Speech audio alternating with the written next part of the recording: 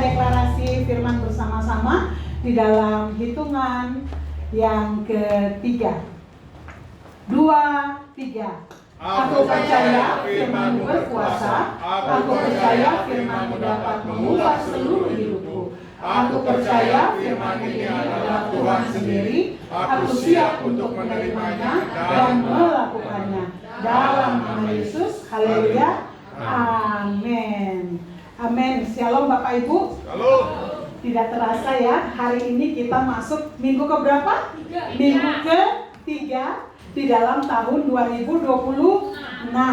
Berarti 1 minggu lagi kita udah injak ke bulan berapa tuh? Februari. Ya, kita bersyukur Bapak Ibu untuk penyertaan Tuhan yang begitu luar biasa di dalam kehidupan kita. Pagi hari ini saya tetap akan menyampaikan kebenaran firman Tuhan yang disampaikan oleh Bapak Gembala, serial yang disampaikan oleh Bapak Gembala. Bapak Ibu, kalau tahun 2026 ini, kalau 2025 kita punya tema apa? Great Harvest ya. Kita penuaian besar-besaran tahun 2026. Tema kita Bapak Ibu yaitu The Year of the Great Commission. Kalau bicara commission biasanya yang kita karyawan, marketing senang ya. Karena apa? Kalau bicara tentang commission itu apa Bapak Ibu? Komisi pendapatan. Kalau bicara great berarti besar. Semangatnya luar biasa ya Bapak Ibu. Tetapi di sini artinya yaitu tahun amanat agung. Tahun amanat agung ya Bapak Ibu. Kalau bicara tentang tahun amanat agung, otomatis yang ada di dalam pikiran kita apa? Ya? Amanat agung, perintah. Ya, kita sebagai anak-anak Tuhan, kalau kita sebut amanat agung identiknya dengan penginjilan. Identik dengan Matius 28 ayat 18 sampai 20 ya Bapak Ibu ya. Kalau tahun 2025 kita sudah disertai Tuhan secara luar biasa Bapak Ibu. Saya percaya bahwa pada saat kita menutup tahun itu kita evaluasi diri kita ya. Kira-kira berkat-berkat apa yang udah kita dapat di dalam 2025. Terus hal-hal apa yang mau kita lakukan, hal-hal apa yang mau kita kerjakan. Bahkan mungkin kalau di dalam 2025 itu kita merasa di dalam kehidupan kita ada yang kurang-kurang. Biasanya di dalam 2026 itu kita rindu untuk kita perbaiki ya. Kalau udah bicara tentang penginjilan, saya tahu bahwa ini bukan materi yang sebenarnya menarik ya untuk kadang-kadang daripada dengar tentang penginjilan, tanggung jawab, lebih menyenangkan kalau dengar apa Bapak Ibu berkat. Tapi saya percaya Bapak Ibu bahwa kebenaran firman Tuhan hari ini akan Tuhan bukakan di dalam kehidupan kita. Ada hal yang berkat yang besar yang Tuhan siapkan buat kita. Amin. Amin. Tahun 2026 dikatakan adalah tahun amanat agung. Tuhan akan memakai kita lebih lagi. Coba bersama-sama dengan saya, sama-sama kita baca. Tahun 2026 adalah tahun amanat agung. Tuhan akan memakai kita lebih lagi untuk terlibat dalam misi Tuhan untuk memenangkan jiwa. Dan nanti serial untuk ke depan Bapak Ibu benar-benar akan mempersiapkan kita, akan mengingatkan kita, akan menolong kita untuk apa yang menjadi amanat agung ini bisa kita kerjakan di dalam kehidupan kita. Kalau di dalam Alkitab memang tidak ada kata spesifik amanat agung ya Bapak Ibu. Amanat agung ini sebenarnya didengungkan oleh Hudson Taylor ya Bapak Ibu pada abad ke-19 yang mengatakan bahwa amanat agung bukan sebuah pilihan untuk dipertimbangkan, melainkan apa? Sebuah perintah. Jadi bukan pilihan Bapak Ibu. Kalau pilihan berarti ada hal lain. Tapi kalau bicara tentang amanat agung dikatakan bahwa adalah perintah untuk ditaati. Kita ingat di dalam Matius 28 itu, sebelum Tuhan Yesus naik ke surga, sebelum berpisah dengan murid-muridnya, dia menyampaikan pesan untuk amanat agung ini, untuk kita pergi beritakan Injil. Berarti ini adalah pesan yang sangat penting di dalam kehidupan kita. Bapak Ibu, mari sama-sama kita buka di dalam Matius 28.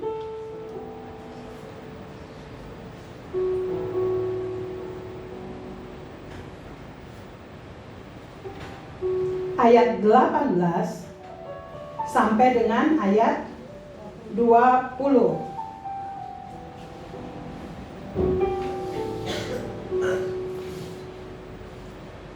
Yang sudah dapat katakan amin. Mari kita membaca ayatnya bersama-sama Bapak Ibu dalam hitungan yang ketiga. 2, 3. Yesus mendekati mereka dan berkata, "Kepadaku telah diberikan segala kuasa di surga dan di bumi. Karena itu, pergilah, jadikanlah semua bangsa muridku, dan baptislah mereka dalam nama Bapa dan Anak dan Roh Kudus, dan ajarlah mereka melakukan segala sesuatu yang telah kuperintahkan kepadamu, dan ketahuilah aku menyertai kamu senantiasa sampai kepada akhir zaman." Bapak Ibu ya. Dan penyelesaian amanat agung ini, kita balik ke slide lagi. Dan penyelesaian amanat agung ini Bapak Ibu sering dikaitkan dengan target tahun 2033. Nah, perintah ini disertai dengan kuasa dan otoritas dari surga. Kuasa dan otoritas dari surga, Bapak Ibu, yang memberikan perintah adalah Tuhan yang menciptakan langit dan bumi ini. Berarti pada saat dia memberikan kepada kita perintah untuk kita kerjakan, Tuhan juga memperlengkapi kita dengan kuasa dan otoritas. Kenapa Bapak Ibu? Kalau dalam firman Tuhan dikatakan bahwa kita itu seperti domba di tengah serigala.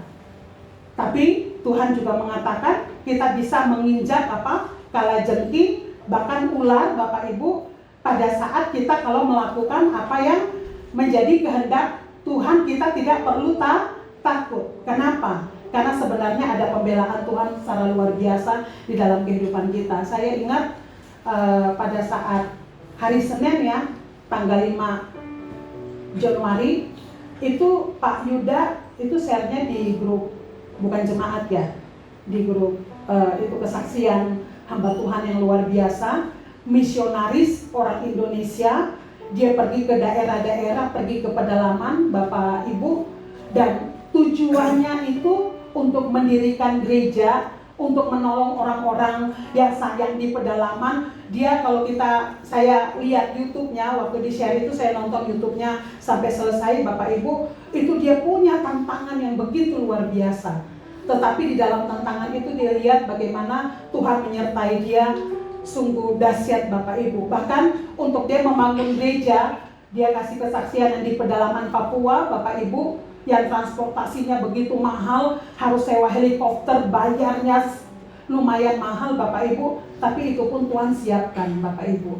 Ya, jadi kalau istilahnya yang mengutus kita adalah Allah pencipta langit dan bumi. Berarti Allah benar-benar punya segala sesuatu untuk berikan kepada kita pada saat kita butuh ya. Nah, yang paling penting di sini Bapak Ibu, Tuhan tahu bahwa untuk memberitakan Injil itu bukan hal yang mudah. Makanya kebenaran firman Tuhan di sini dikatakan bahwa perintah ini, tadi perintah yang Matius 28 ayat 19 sampai 20, itu disertai dengan kuasa dan otoritas dari surga. Sebab Yesus berkata di dalam ayat 18, "Kepadaku diberikan segala kuasa di bumi dan di surga. Karena itu jadikanlah semua bangsa murid Yesus."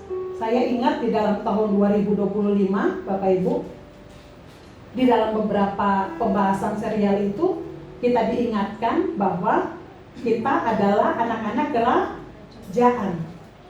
kerajaan surga kita dari surga itu kita dikirim di tengah-tengah dunia ini untuk kita menghadirkan kerajaan Allah, ya.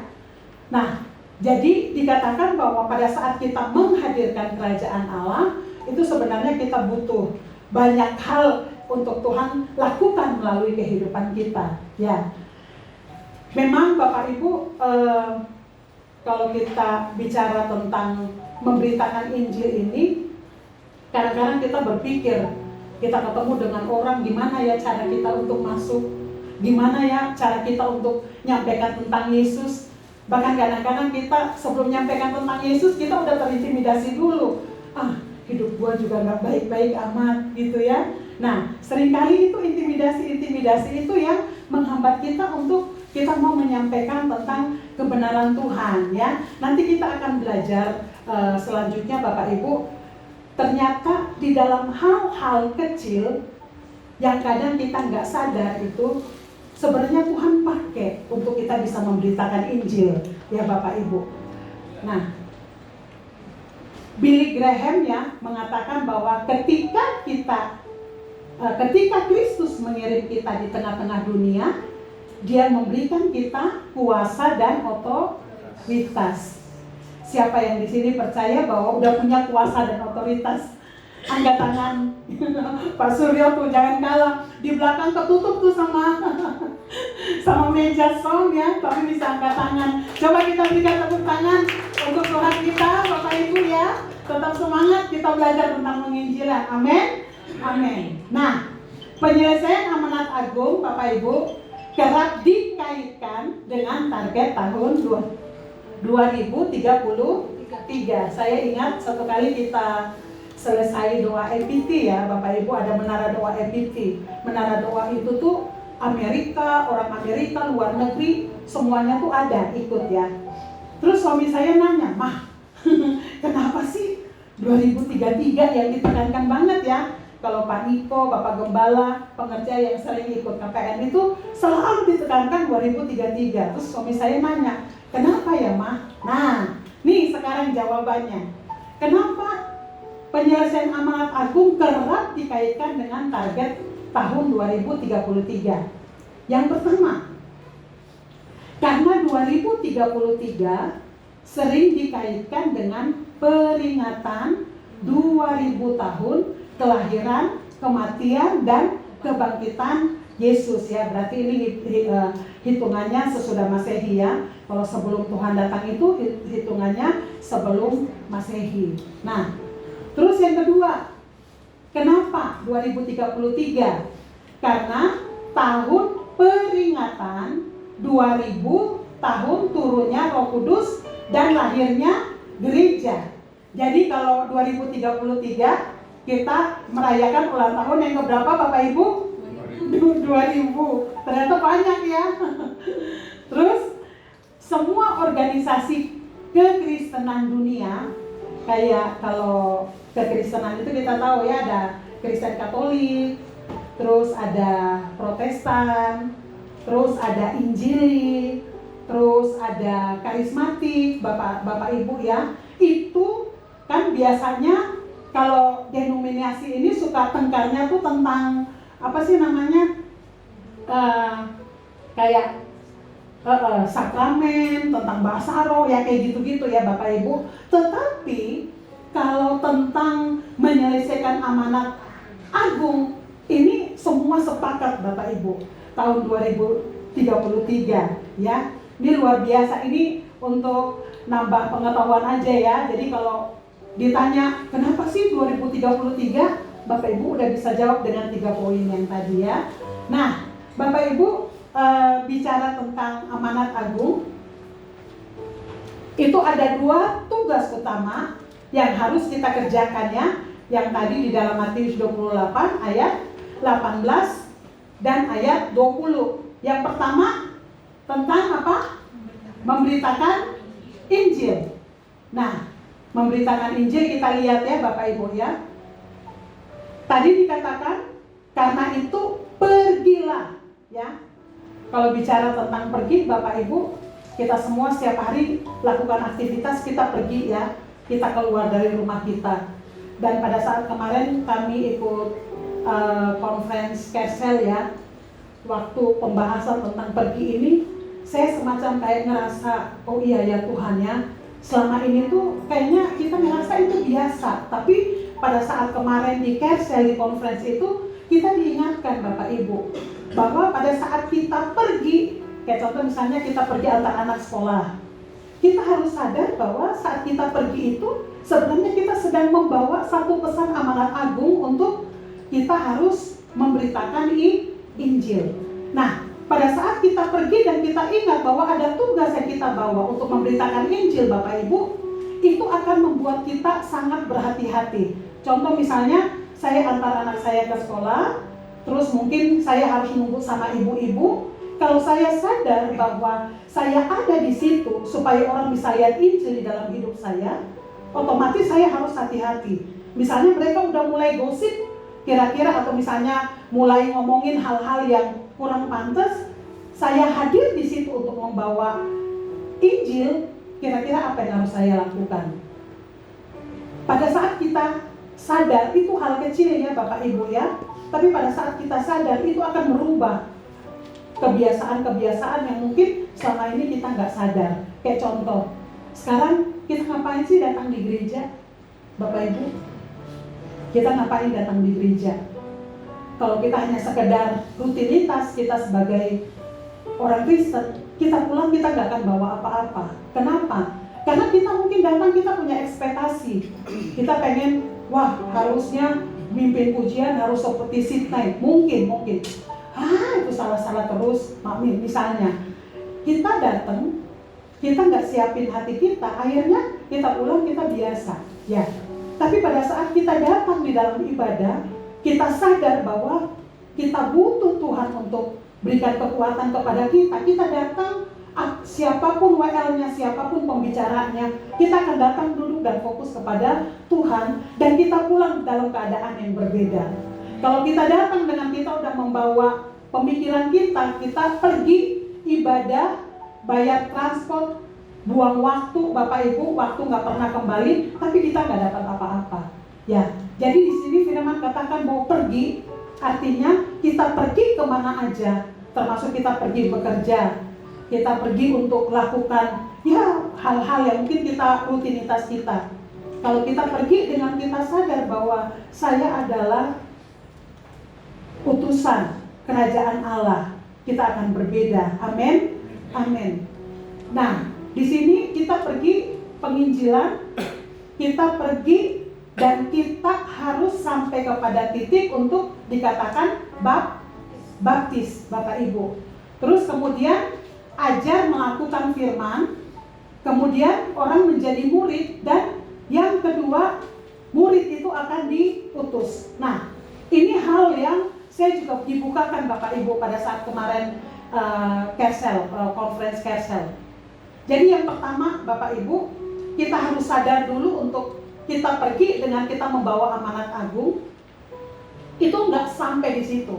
Karena kalau kita sampai di situ Bapak Ibu, karena di sini dikatakan kalau kita hanya cuma pergi, terus kita nggak lakukan apa-apa, orang istilahnya mungkin udah pengen tahu tentang Tuhan, tapi dia sampai sebelum dibaptis Bapak Ibu, dan sebelum kita menjadikan murid, itu sebenarnya kita belum melakukan apa-apa ya Bapak Ibu ya. Tetapi di sini bukan soal masalah istilahnya kita belum melakukan apa-apa yang pentingnya, tetapi bagaimana kita punya hati, kita punya kerinduan untuk melalui kehidupan kita, itu kita bisa bawa jiwa kepada Tuhan.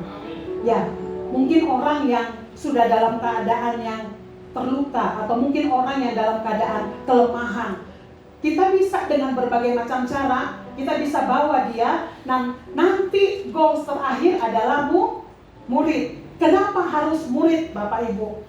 Kemarin waktu itu saya pada saat sedang ikut conference itu saya dapat ada kata-kata, karena murid yang akan melakukan lagi untuk pergi. Hanya murid yang bisa melahirkan apa? Murid. Dan murid sampai pada titik murid Bapak Ibu itu udah dewasa secara rohani. Pada saat kita pergi sampai kita baptis, itu bayi rohani, itu nggak apa-apa Bapak Ibu. Tetapi sebagai bayi rohani, kita harus mengajar untuk melakukan firman. Kalau di dalam kita WTC ini sebenarnya ada ibadah raya seperti saat ini ya. Kita datang untuk kita diperlengkapi Tuhan, kita datang untuk Tuhan pulihin kita, kita datang dengan kerinduan Tuhan lakukan sesuatu di dalam hidup kita. Kita juga bisa ikut kelas isi ya Bapak Ibu, 01 sampai 07 itu lengkap.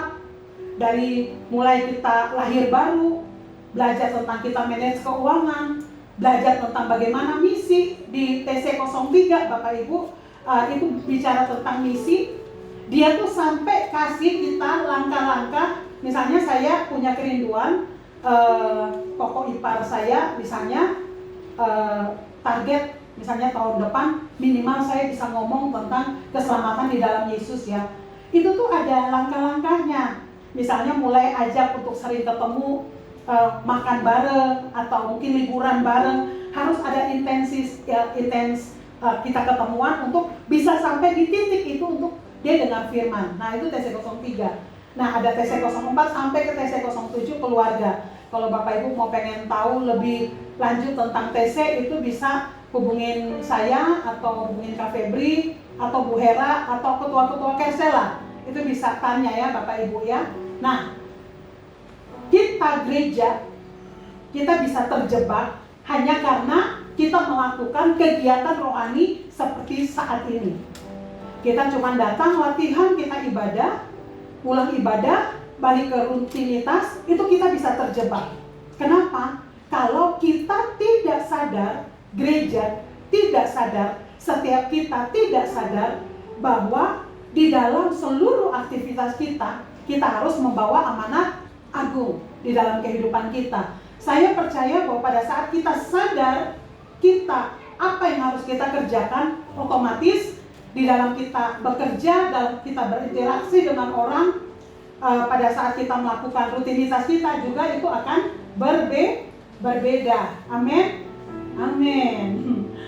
Dua tugas utama dalam amanat agung dikatakan, yang pertama memberitakan Injil, yang kedua mengajar dan memuridkan.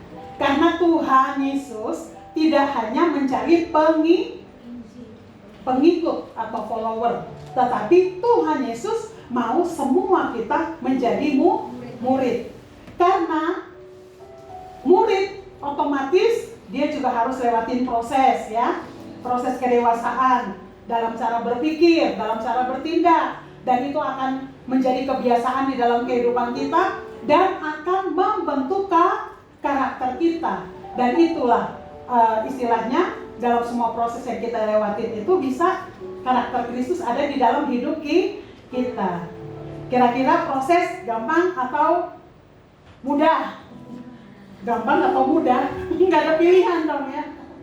Atau oke ya Bapak Ibu ya.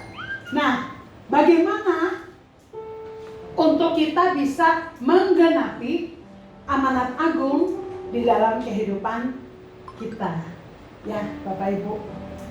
Nah, tadi saya bilang kita harus sampai kepada memiliki karakter yang benar.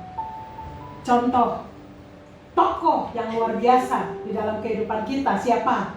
Punya karakter yang luar biasa. Yesus, Tuhan Yesus. Kalau kita belajar di dalam tokoh-tokoh Alkitab, semua tokoh Alkitab itu punya kelemahan, punya kekurangan seperti kita ya. Kita semua juga punya kelemahan. Hanya satu-satunya tokoh yang sangat sempurna, dia adalah siapa? Tuhan Yesus. Nah, dikatakan bahwa kita harus memiliki karakter yang benar seperti Yesus agar kita dapat menyelesaikan amanat agung. Bapak Ibu, penekanan di sini untuk memiliki karakter yang benar, kita semua tahu bahwa itu semuanya adalah proses ya. Kemarin juga sekali lagi waktu kami di conference itu, saya sangat diberkati oleh salah satu pembicara pada saat beliau membawakan tentang dasar kita di dalam kita melayani, ya. Jadi dasar kita untuk kita melayani, pada saat kita punya hubungan yang semakin dekat dengan Tuhan, itu kita akan semakin bisa mengasihi orang yang ada di sekeliling kita. Kenapa? Karena semakin kita dekat dengan Tuhan, kita semakin sadar kelemahan kita. Kita semakin tahu bahwa, oh, ternyata kita punya banyak kekurangan, dan kita bisa seperti ada saat ini itu semata-mata karena kemurahan Tuhan, Bapak Ibu, ya. Jadi istilahnya kita bisa punya karakter seperti Kristus itu dengan cara bagaimana kita harus semakin dekat dengan Tuhan. Karena pada saat kita semakin dekat dengan Tuhan, Bapak Ibu, kita mau punya kelemahan seperti apapun, Tuhan bisa tetap pakai kita, Bapak Ibu. Tapi yang penting kita mau atau enggak, ya. Jadi untuk membawakan amanat agung, kita tidak harus sempurna, Bapak Ibu, tapi bagaimana kita punya hati untuk mau punya kasih supaya orang-orang yang belum selamat itu bisa diselamatkan seperti kita, ya, Bapak Ibu, ya.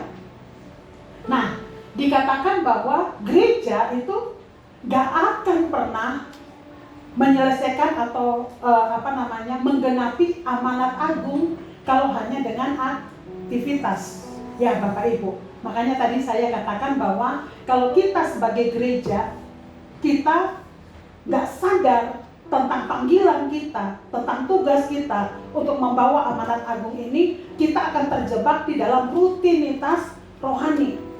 Kita hanya cuma sekadar ngumpul-ngumpul, memuji Tuhan, kita pulang tapi kita nggak tahu apa yang harus kita lakukan, apa yang harus kita kerjakan, Bapak Ibu. Tapi pada saat kita benar-benar sadar siapa kita, ada tugas besar yang harus kita selesaikan, kita akan sangat berhati-hati, ya, di dalam kita mengisi akan hari-hari kita. Nah, Bapak Ibu, karakter seperti apa yang akan menolong kita untuk kita menggenapi amanat agung? Kita buka di dalam Matius 18 ayat 3 sampai ayat 4.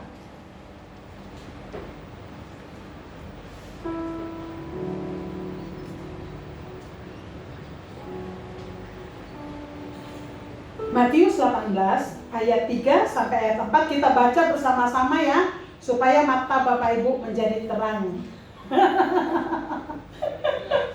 Coba colek kiri kanan, masih pagi, adem nih, ya, dingin supaya nggak ngantuk.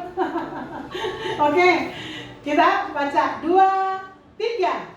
Lalu berkata, aku berkata kepadamu, sesungguhnya jika kamu tidak bertobat dan tidak menjadi seperti anak kecil ini, kamu tidak akan masuk ke dalam kerajaan. Sedangkan ayat 4, barang siapa merendahkan diri dan menjadi seperti anak kecil, dialah yang terbesar dalam kerajaan. Coba kita sama-sama, karakter anak kecil itu seperti apa aja, coba. Anak kecil, polos, jujur. Nih, coba ya, nanti Papi Herlan tes ke Clara. Teman mau datang karena lagi capek, pengen istirahat, bilangin Clara. Panggilnya apa? Opa? Papi. Panggilnya Papi. Biar mudah terus. Ya. Oh iya, biar. Bilangin Papi nggak ada, ya. Datanglah teman Papi ke rumah. Papinya ada nggak? Kata Papi mah nggak ada. Ya, tapi Papi ada nggak? Ada tuh di dalam. Itu anak kecil, ya, Bapak Ibu, ya. Tuhan tuh sebenarnya pengen untuk kita sama Tuhan juga kita harus belajar jujur, ya. Pada saat kita, Tuhan saya nggak mampu, saya nggak bisa, saya punya kelemahan A, kelemahan B. Datang aja sama Tuhan, kita belajar cerita. Kadang-kadang kita datang sama Tuhan juga masih pakai topeng banget, hati lagi gundah gulana, nggak karuan. Ya, orang bilang sih penguasaan diri untuk kedewasaan. Tapi kalau menurut saya, sebenarnya kita datang sama Tuhan tuh kita perlu untuk jujur apa adanya. Tuhan, saya marah nih, saya lagi marah nih sama suami saya. Misalnya contoh, suami saya A, B, C, D gitu. Saya ngerasa Bapak Ibu berkali-kali, kadang-kadang saya misalnya marah sama seseorang, saya ngomong apa adanya, nanti pada saat waktu yang bersamaan, itu Tuhan bisa bukakan loh. Jadi oh ternyata bukan dia, ternyata saya. Soalnya tadi saya ada kata-kata A, B, C gitu. Ya, itu indahnya kita di dalam Tuhan ya. Datang seperti anak kecil, ngomong apa adanya, Tuhan bisa bukakan buat kita. Jadi pada saat Tuhan udah bukakan buat kita, kita jadi ngerasa, oh ngapain saya harus marah dia? Ya, jadi ada hal seperti itu. Tuhan pengen kita seperti anak kecil supaya kita jujur. Yang kedua, Bapak Ibu, anak kecil itu mudah percaya. Ibu-ibu yang punya anak kecil di tempat ini, jangan sering nakut-nakutin. Jangan keluar deh, padahal kita pengen untuk dia jangan main keluar karena mungkin bahaya. Jangan keluar deh, di depan ada setan. Ibu-ibu, bapak-bapak kalau sering ngomong seperti itu, lama-lama dia jadi takut beneran loh. Gak bisa dia keluar karena ada setan. Saya ingat anak saya yang kecil, Bapak Ibu, dia dulu gak berani tuh kalau mau ke kamar mandi ya, selalu bangunin, atasannya sangat mengganggu. Kita lagi nyenyak-nyenyak, kalau nggak saya, tapi sering sih dibangunin papanya. Soalnya kalau bangunin saya kadang-kadang suka marah gitu, jadi sering dia bangunin papanya. Terus saya tanya, Dek, kenapa kamu takut banget ke kamar mandi? Kan kita ada di dalam rumah, nggak apa-apa lah. Iya takut ada, karena mereka sering nonton itu ya, horor-horor. Jadi akhirnya itu buat dia tuh mungkin ngerasa kayak gitu, kayak ketakutan sendiri ya. Nah terus saya bilang, Dek, kan kita mah ada Tuhan Yesus. Ya tapi kalau kita bilang ada Tuhan Yesus, mana Tuhan Yesus? Kan di dalam hati, kan bisa dibelah. Anak kecil kadang-kadang seperti itu ya Bapak Ibu, mudah percaya. Dan Tuhan mau untuk kita sama Tuhan pun kita harus mudah percaya. Lakukan A, lakukan B, di dalam kepala udah nggak bisa ini, nggak bisa itu, negonya luar biasa. Padahal dikatakan bahwa Tuhan tidak pernah meminta sesuatu yang Tuhan belum terlebih dahulu beri di dalam hidup kita, ya. Nah, Tuhan juga mau ya Bapak Ibu, jika kamu tidak bertobat dan menjadi seperti anak kecil ini, kamu tidak akan masuk dalam kerajaan surga, ya. Bapak Ibu tentang anak, karakter anak, Bapak Ibu bisa lebih banyak lagi, dan coba bayangkan kita harus punya karakter itu di dalam kehidupan kita. Nah, yang kedua dikatakan bahwa karakter seperti apa? Yang kedua, prajurit, Bapak Ibu ya, tidak memusingkan soal penghidupannya supaya ia berkenan kepada komandannya. Itu dalam 2 Timotius 2 ayat 4. Apakah ini berarti kita istilahnya kan dikatakan tidak memusingkan soal penghidupannya supaya ia berkenan kepada komandannya. Nih Pak Denarso nggak ada ya. Kalau Pak Denarso ada, kita bisa coba contoh kira-kira seperti bagaimana sih Bapak Ibu. Nah, ini bukan berarti kita dilarang untuk nggak bekerja Bapak Ibu. Tetapi sebenarnya ini sedang berbicara untuk pada saat kita istilahnya di dalam kehidupan kita, dalam segala aktivitas kita benar-benar harus tetap fokus kepada Tuhan. Kita harus benar-benar tetap fokus, tetap sadar diri bahwa kita ini adalah prajurit-prajuritnya Tuhan. Kita adalah anak-anak kerajaan. Kita harus menyelesaikan istilahnya perintah atau amanat agung di dalam kehidupan kita. Kayak tadi yang pertama yang saya udah katakan, pada saat kita sadar itu Bapak Ibu, otomatis di dalam kehidupan kita akan selalu mawas ya. Maksudnya mawas itu kita berhati-hati dalam kita berkata-kata, dalam kita bertindak, di dalam kita mengambil keputusan.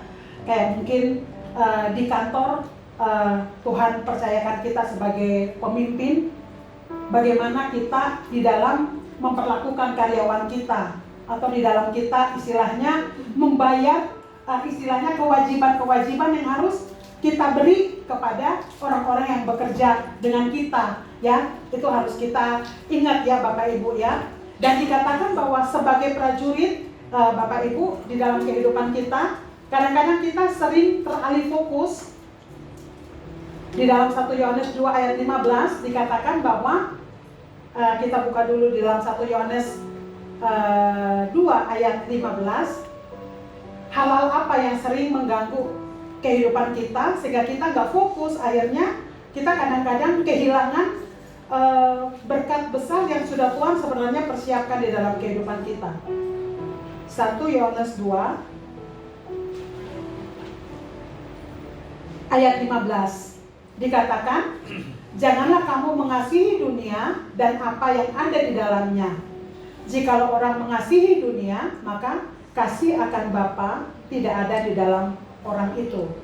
Sebab semua yang ada di dalam dunia, yaitu keinginan daging dan keinginan mata serta keangkuhan hidup, bukanlah berasal dari Bapa, melainkan dari dunia. Bapak Ibu, pada saat iblis datang untuk mencobai Tuhan Yesus, 3 hal ini ya Bapak Ibu ya. Dan seringkali yang harus kita ingat, yang seringkali mengalihkan fokus di dalam kehidupan kita itu sebenarnya cara-cara iblis ya. Kayak contoh misalnya ya, dia datang itu untuk memenuhi kebutuhan kita secara instan. Contoh, misalnya kalau kita sedang membutuhkan uang yang lebih ya, misalnya, itu bisa aja kadang-kadang terbuka kesempatan untuk bisa korupsi, Bapak Ibu ya, bisa nipu, atau mungkin bisa untuk kita lakukan persepakatan yang sebenarnya nggak sesuai dengan yang Tuhan mau.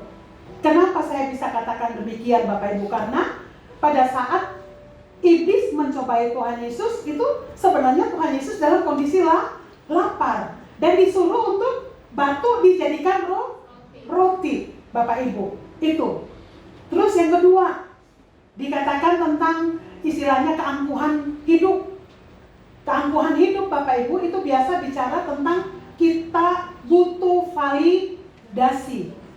Kita butuh pengakuan. Kita butuh istilahnya terlihat hebat ya. Contoh misalnya kita punya pengen untuk kayaknya dalam 2 tahun ke depan misalnya saya harus jadi manajer. Itu kita mau, misalnya kita kejar. Itu kira-kira kita kejar salah nggak? Nggak salah. Kita sebenarnya harus bergumul untuk hidup kita semakin lebih tinggi. Kenapa? Karena semakin lebih tinggi, kita semakin punya banyak akses untuk mempermuliakan Tuhan. Orang semakin bisa ngelihat kita, ya Bapak Ibu ya. Tetapi caranya itu bisa mengalihkan kita dari panggilan kita melakukan amanat agung dengan apa? Karena kita mau cepat-cepat jadi manajer, kita bisa lakukan atau menghalalkan segala macam cara, ya. Terus misalnya, kenapa saya bilang iblis selalu menawarkan hal-hal yang kita butuhkan. Misalnya kita orang yang butuh untuk didengar misalnya ya. Kita butuh misalnya suami yang harus lebih romantis gitu ya. Atau mungkin kita butuh keuangan yang lebih banyak. Bisa ada kesempatan orang-orang datang kepada kita sesuai dengan kebutuhan kita. Pada saat kita nggak sadar, iblis bisa pakai kondisi itu untuk menarik kita keluar daripada rencana Tuhan. Jadi kita tentang fokus Bapak Ibu, kita harus sangat berhati-hati. Kejadian Bapak Ibu, tapi ini hal kecil, tapi saya bisa tangkap bahwa pada saat kita tidak fokus, ada berkat yang Tuhan udah siapkan buat kita, itu bisa kita nggak terima karena kita nggak fokus. Hari Rabu ya Ci, kemarin itu ada Natal PWKI ya. Di dalam Natal PWKI kita bersyukur banget bahwa ketua panitia Natal adalah Ibu Risna Huli. Tepuk tangan dong. Yeay, luar biasa. Dan PWKI ini Bapak Ibu itu dia persekutuan wanita wanita Kristen Indonesia. Jadi itu dia dari gereja, semua gereja Bapak Ibu ya. Dia ada dari HKBP, dari GKI, semua gereja. Dan kita bersyukur banget kemarin pada saat perayaan Natal diberikan kesempatan pertama untuk membuka tariannya. Ini Bu Risna. Tepuk tangan untuk Tuhan Yesus. Tuhan kemarin pakai Bu Risna secara luar biasa sebagai ketua panitia Natal, Bapak Ibu. Dan saya semakin kesini, saya benar-benar merasa bahwa seperti PWK ini kita harus dukung, Bapak Ibu. Kita sebagai gereja, kita harus dukung. Kenapa? Karena mereka punya akses dengan pemerintah. Suara mereka, yang kita titip suara kita ke mereka, itu bisa sampai kepada pemerintah. Dan mereka aktivitas, karena saya kebetulan sebagai pengurus, tapi saya nggak aktif karena terlalu banyak kegiatan. Dan setiap mereka punya agenda, saya sering bentrok ya. Itu saya ada di dalam grup, saya bisa lihat Bapak Ibu kegiatan-kegiatan mereka yang luar biasa lah dengan pemerintah. Mereka bisa dekat dengan wali kota, mereka bisa dekat dengan bupati, mereka bisa bertemu, bisa meeting itu dengan orang-orang di istilahnya pejabat-pejabat. Bapak Ibu, kita harus topang secara luar biasa, kita dukung pengurus PWKI. Tuhan kasih hikmat, Tuhan kasih otoritas pada saat mereka berhadapan dengan pemerintah. Kerajaan Allah hadir, amin, amin ya Bapak Ibu ya. Acara itu tuh ada door prize ya Bapak Ibu. Saya ingat banget ada door prize. Door prize putaran pertama, nomor saya nggak keluar karena saya nggak terlalu fokus, karena saya udah diberkati banget sama firman-Nya, diberkati banget sama doa syafaat, makanannya enak luar biasa. Jadi saya udah rasa udah cukup, udah selesai. Nah, ternyata Bapak Ibu ada door prize yang kedua, putaran kedua. Dan saya karena door prize pertama udah selesai, saya pikir saya potek punya saya taruh di gelas bekas minum, buang ke sampah. Ternyata saya lagi berurusan di belakang, saya masih ada Bapak Ibu. Ternyata nomor saya itu 135 tuh keluar, dipanggil. Terus saya kayak ngerasa, Tuhan, kenapa ya saya buang? Sambil pulang jalan, saya dijemput pulang sama suami saya. Saya di sambil jalan tuh saya berpikir, Tuhan sayang amat ya, Bapak Ibu undian dari 200 bahkan hampir 300 orang, kalau nomor kita keluar itu karena Tuhan ya. Jadi pada saat saya ngerasa kehilangan berkat, bukan soal hadiahnya apa, tetapi soal nomor saya bisa keluar, saya tahu itu kan karena Tuhan. Jadi setelah itu, satu Tuhan ingatkan, kamu gak fokus, saya gak fokus. Maksudnya waktu ibadah saya fokus, tapi pada saat udah acara bagi hadiah tuh saya udah gak terlalu fokus Bapak Ibu. Maksudnya apalagi putaran pertama selesai kan, saya pikir biasa kan kalau door prize kan sekali ya. Kemarin luar biasa, berapa kali tuh putaran saya udah pulang duluan. Tuhan ingatkan saya, ini hal kecil ya Bapak Ibu. Pada saat kita gak fokus, kadang-kadang kita kehilangan berkat yang Tuhan siapkan buat kita. Saat kita datang ibadah, saat kita mau saat teduh, kadang-kadang notif handphone tuh ganggu sekali Bapak Ibu. Kita nggak bisa kusuk berdoa, kita nggak bisa kusuk untuk renungkan firman. Padahal di dalam ibadah, di dalam renungkan firman, dalam kita doa, itu sebenarnya ada kekuatan, ada jalan keluar, ada hikmat yang Tuhan mau anugerahkan di dalam kehidupan kita. Harus kita berhati-hati Bapak Ibu. Poin yang kedua, kita bisa menggenapi amanat agung, fokus, supaya kita tidak pernah kehilangan sebenarnya yang udah Tuhan siapkan buat kita, untuk memperlengkapi kita, untuk apa? Kita katakan bahwa berkenan kepada komandannya. Bapak Ibu, waktu saya udah selesai.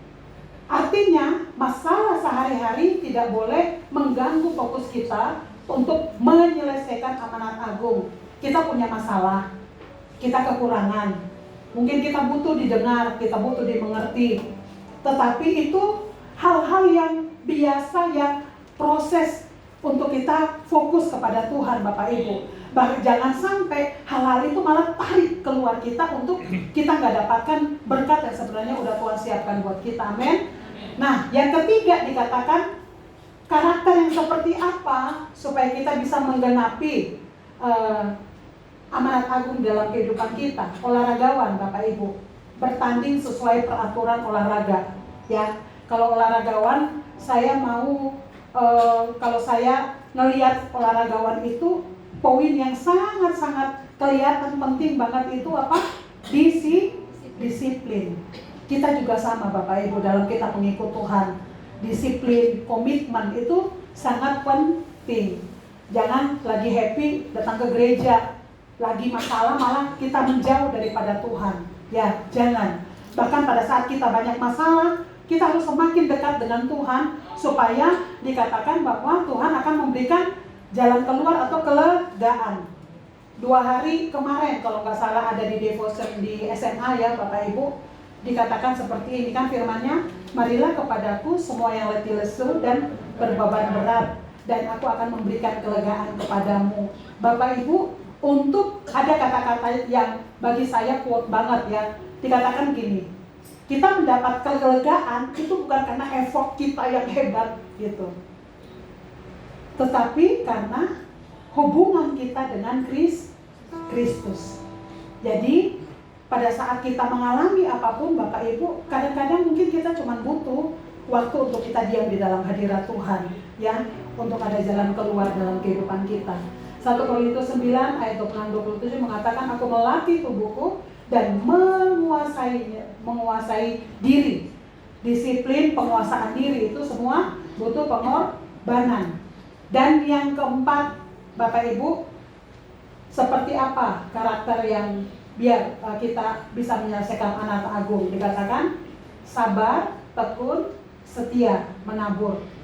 Demikian amanat agung itu memang hasilnya tidak instan ya Bapak Ibu ya. Sama kayak petani, dia yang akan merasakan hasilnya terlebih dahulu. Tetapi dia bisa merasakan kalau dia disiplin, dia sabar, dia terus menabur ya Bapak Ibu. Di dalam kehidupan kita, untuk kita bisa mau membawa orang untuk sampai menjadi murid, bukan perkara yang mudah. Tapi saya percaya bahwa Tuhan yang memanggil kita, Tuhan yang memilih kita, Tuhan memperlengkapi kita, bahwa akan semua yang kita butuhkan akan Tuhan sediakan di dalam kehidupan kita. Tidak ada yang perlu kita takutkan dan kita khawatirkan. Proses apapun Tuhan izinkan terjadi dalam kehidupan kita, seringkali itu adalah wadah untuk kita mengalami kuasa Tuhan di dalam kehidupan kita. Sehingga pada saat kita bertemu dengan orang-orang yang ada di sekeliling kita, kita tidak hanya sekedar bicara, tetapi kita bisa melakukan yang terbaik karena kita pernah melewati ya di dalam hidup kita.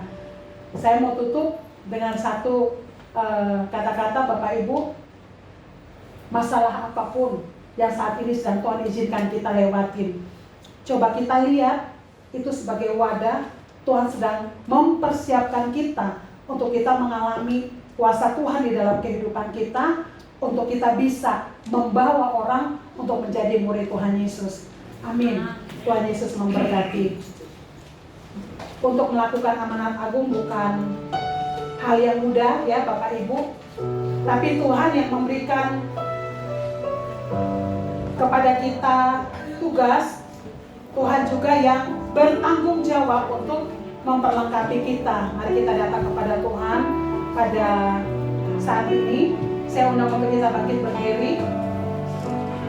Biarlah kita berserah penuh kepada Tuhan ya Bapak Ibu ya.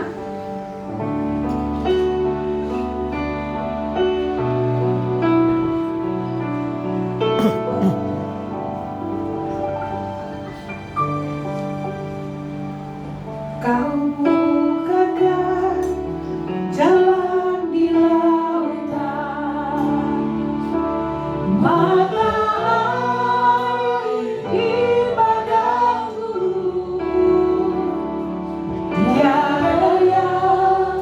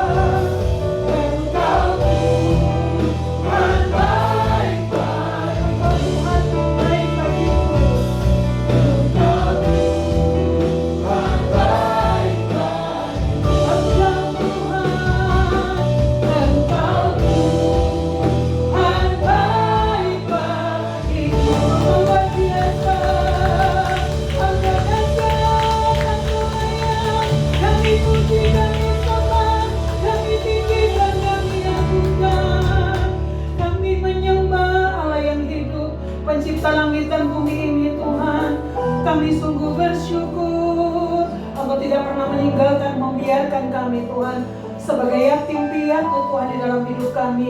Selalu ada penyertaan dan perlindungan-Mu Tuhan di dalam kehidupan kami Tuhan. Tuhan, biarlah Engkau sadarkan setiap kami Tuhan pada saat ini Tuhan.